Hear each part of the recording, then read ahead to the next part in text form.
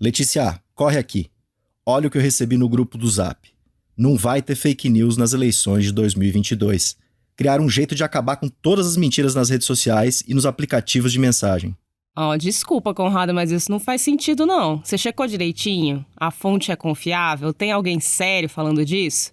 Deixa de bobagem, vamos logo apresentar o programa que quem ouve a gente está bem vacinado contra a desinformação. É verdade. Com certeza, você que está ouvindo a gente já está bem vacinado contra as fake news. E provavelmente, você já deve estar vacinado também contra a Covid.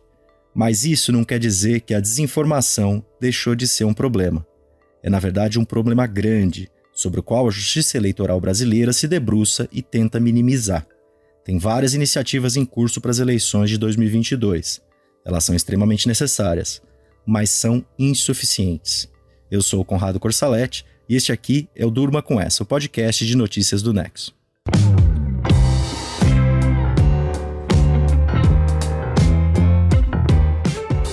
Olá, eu sou a Letícia Arcoverde e estou aqui com o Conrado para apresentar esse podcast que vai ao ar de segunda a sexta, no fim da tarde e início da noite. Sempre com notícias reais que podem continuar a ecoar por aí. Quinta-feira, 27 de janeiro de 2022. Dia em que o jornal O Estado de São Paulo mostrou que o Tribunal Superior Eleitoral vai reeditar uma iniciativa para tentar identificar disparos em massa de mensagens via WhatsApp durante a campanha, que começa agora em agosto e vai até as votações de outubro. Quem desconfiar de mensagens suspeitas que podem ter sido disparadas por esquemas de distribuição ilegal pelo aplicativo vai poder preencher um formulário. E se a Justiça Eleitoral confirmar, a conta que disparou pode ser excluída. E se ficar comprovado que existe uma relação direta com alguma campanha de algum candidato, essa candidatura pode levar multa e até ser cassada. E se, pode ser, tá cheio de condicionante nessa história. A iniciativa é válida, já foi inclusive usada nas eleições municipais de 2020, mas é limitada. Na disputa por vagas de prefeitos e vereadores de 2 anos atrás, foram menos de 5.000 denúncias de disparos em massa. O WhatsApp acabou banindo pouco mais de 1.000 contas do aplicativo. É pouco. O próprio WhatsApp tem mecanismos para detectar sinais de automatização de envio de conteúdo. Quando isso acontece, a conta é excluída. Segundo o jornalista Daniel Bramati, do Estadão, 2 em cada 3 celulares que fizeram disparos em massa nas eleições municipais e que foram alvo da Justiça Eleitoral já tinham sido identificados pela própria plataforma de mensagens. Ou seja, esse pessoal já ia ser excluído pela própria empresa. Quando a gente fala de disparo em massa, a gente está falando do uso de um mecanismo ilegal de distribuição de informação. Não precisa necessariamente ser fake news, mas é nesses esquemas em que a desinformação corre solta. Isso aconteceu bastante nas eleições nacionais de 2018. Quando a campanha estava para começar 4 anos atrás, o então presidente do Tribunal Superior Eleitoral, o ministro Luiz Fux, deu uma entrevista fazendo uma ameaça àqueles que recorrem à mentira deliberada para atacar adversários e ganhar votos. Há um artigo na lei das eleições que se o resultado da eleição for fruto de uma fake news capaz de ter essa expressão, anula a eleição. Aí o Luiz Fux numa declaração de junho de 2018. O problema, portanto, já estava colocado. O mundo já tinha visto votações importantes ocorridas em 2016, como a do Brexit no Reino Unido e da eleição presidencial americana, serem tomadas por fake news, lógicas mirabolantes, teorias conspiratórias amalucadas e assim vai. Lá fora, o Facebook era preponderante. No Brasil, o WhatsApp, que é bem mais difícil de controlar, virou um instrumento principal de desinformação. O WhatsApp, aliás, que é do mesmo grupo empresarial do Facebook. Combater fake news no WhatsApp é missão quase impossível. Por isso, a Justiça Eleitoral e a própria plataforma concentram esforços nos disparos em massa, independentemente do conteúdo. Quando uma mensagem é enviada por um usuário no WhatsApp, ela é criptografada no momento do envio e circula pela rede codificada. Ela é traduzida de volta no momento em que chega ao seu destino. Isso torna impraticável a coleta de dados de mensagens baseadas em palavras ou hashtags, método que é usado no estudo de redes sociais como o Facebook ou Twitter. O WhatsApp já foi bastante usado no Brasil em 2014, nas eleições presidenciais daquele ano. E uma notícia falsa forte circulou no dia do segundo turno entre a Dilma Rousseff e o Aécio Neves. Apitou no celular de muita gente a mensagem de que o Alberto Youssef, doleiro que tinha sido preso pela Lava Jato, tinha morrido na cadeia, tinha sido envenenado.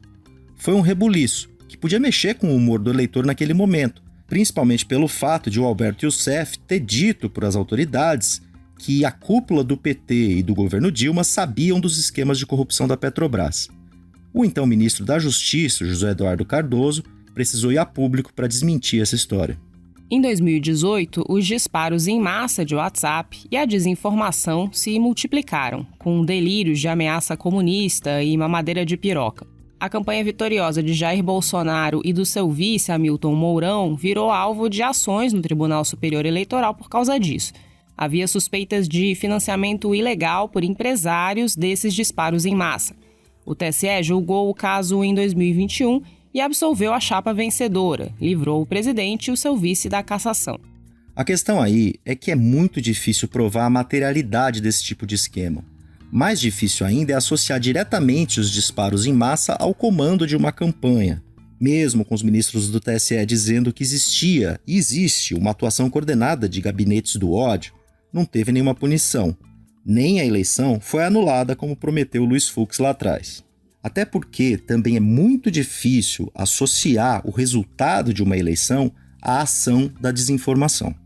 O ministro Alexandre de Moraes, que vai estar no comando do TSE agora nas eleições de 2022, afirmou que o que aconteceu no passado não vai ser admitido nessa disputa que está chegando. Ouça aqui a promessa. Se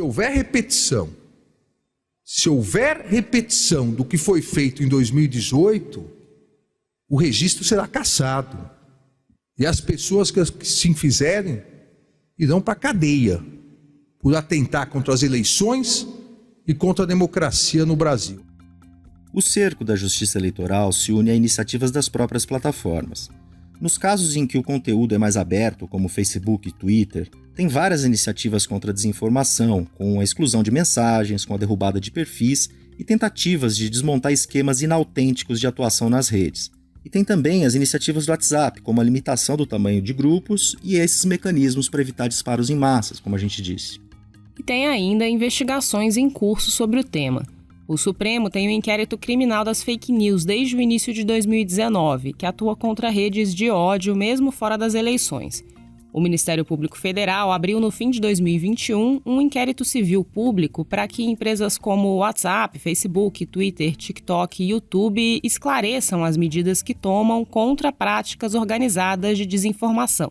Entra também nessa lista o Telegram, outro aplicativo nos moldes do WhatsApp. E aí a coisa vai ficando um pouco mais complicada.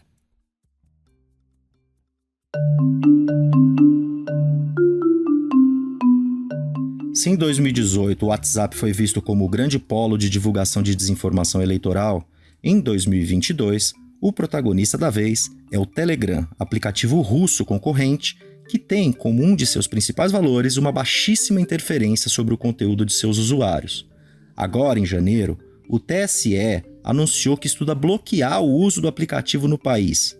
A medida é controversa e preocupa especialistas e pesquisadores da área do direito digital. O Telegram não tem representação no Brasil, não fornece endereços dos seus escritórios, nem apresenta ao público geral informações sobre as disposições legais da empresa. Algo em torno de 53% dos smartphones no Brasil tinham o Telegram instalado em outubro de 2021. O Telegram tenta manter um espírito rebelde e contracultural dentro do seu aplicativo, algo que remonta aos primórdios da internet.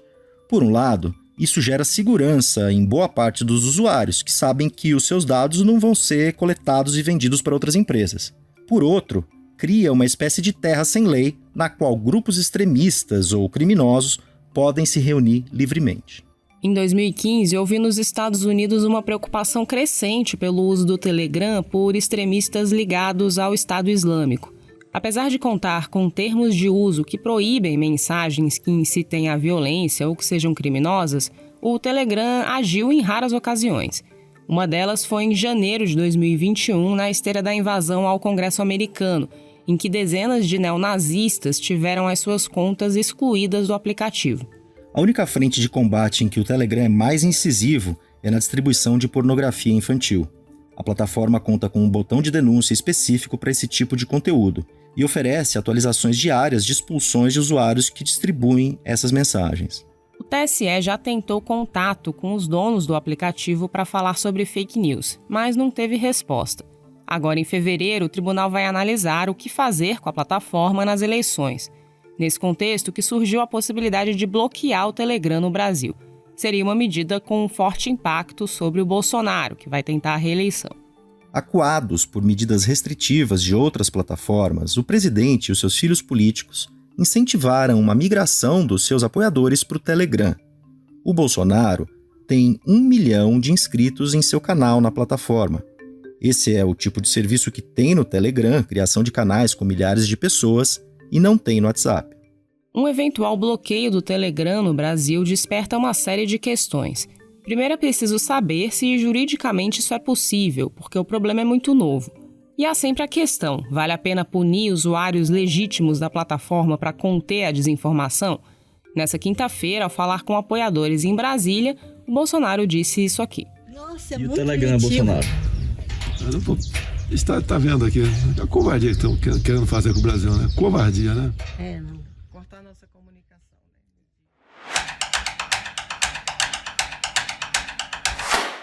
As aulas estão prestes a voltar agora em 2022, em meio à preocupação com o aumento de casos de Covid-19 no Brasil. O Estevão Bertoni, redator aqui do Nexo, está escrevendo sobre o tema. Estevão, as redes públicas de ensino vão cobrar passaporte vacinal de Covid dos estudantes na volta às aulas agora?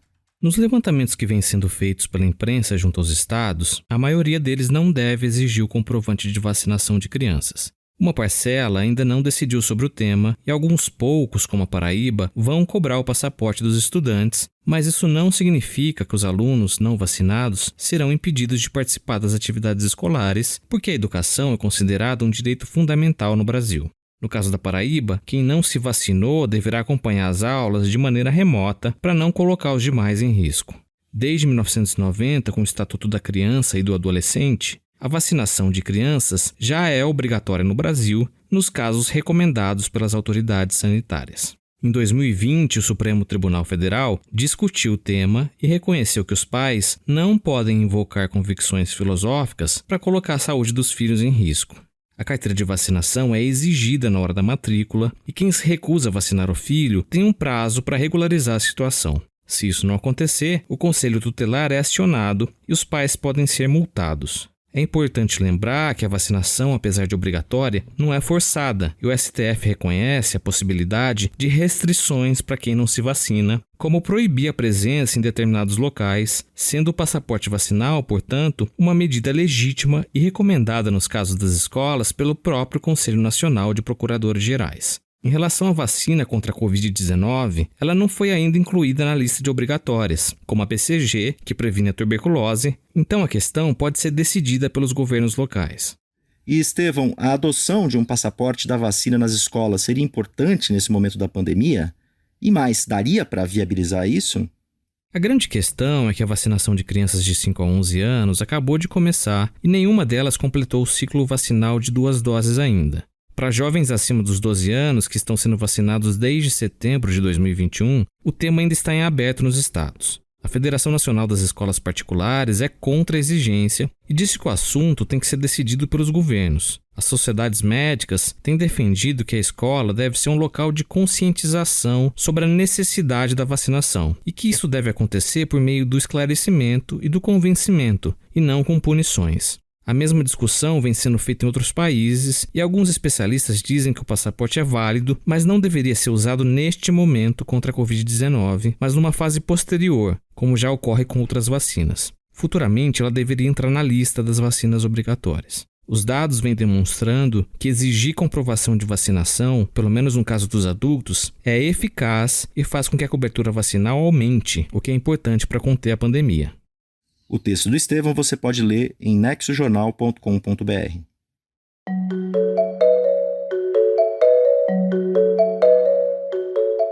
Cuba vem chamando a atenção no combate à Covid-19. Quem fala sobre o tema é o repórter especial João Paulo Charlot. Olá, ouvinte, olá, amigos do Durma Com Essa. Cuba mostra resultados surpreendentes na pandemia. Apesar da pobreza, do isolamento, da falta de democracia na ilha e do embargo econômico, o governo local conseguiu criar 3 vacinas contra a Covid-19 em tempo recorde. Essas vacinas cubanas se chamam Soberana 2, Soberana Plus e Abdala. Elas começaram a ser desenvolvidas em 2020. De lá para cá, passaram pelas 3 etapas de testes que todas as demais vacinas passaram também, com exceção de 2 procedimentos. O primeiro é a revisão por parte de cientistas independentes em revistas acadêmicas internacionais, e o segundo é o aval da OMS, a Organização Mundial da Saúde. Ainda assim, foi com essas vacinas que Cuba se tornou um dos líderes mundiais de imunização contra a Covid. Até esta quarta-feira, quase 89% da população tinha tomado 2 doses. Entre os países que têm mais de 1 milhão de habitantes, ou seja, deixando de fora algumas micronações, só os Emirados Árabes e Portugal tinham vacinado mais do que Cuba. Embora muitas coisas sejam obrigatórias em Cuba, a vacinação não é uma delas. A adesão é voluntária. O que garante a alta taxa de imunização é a grande penetração dos agentes públicos de saúde em todo o país. Agora, veja as contradições da ilha. Apesar de ter conseguido criar 3 vacinas, Cuba sofre com a falta de seringas, máscaras e outros insumos médicos. Alguns países acabam doando esses materiais. Desde o Ano Novo, a Rússia mandou 5 aviões com esse tipo de carregamento. O último deles continha 3 milhões de seringas. Se dependesse do governo cubano, essas vacinas estariam disponíveis para o mundo. Entretanto, apenas 4 países, Venezuela, Vietnã, Irã e Nicarágua, recebem elas até agora. Para que esse número cresça, é preciso que as vacinas cubanas recebam o aval internacional e possam ajudar a reduzir a desigualdade vacinal no mundo.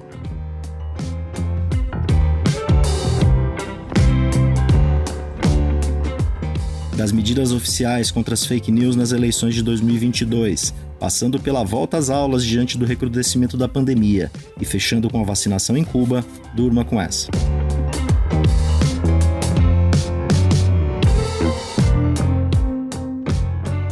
Com roteiro de Conrado Corsalete, produção de Letícia Arcoverde, participações de Estevão Bertoni e João Paulo Charlot e edição de áudio de Roberto Soares, termina aqui mais um Durma Com Essa. Sexta-feira é dia de extratos da semana. Eu trago para você um resumo dos principais fatos dos últimos dias. Até lá!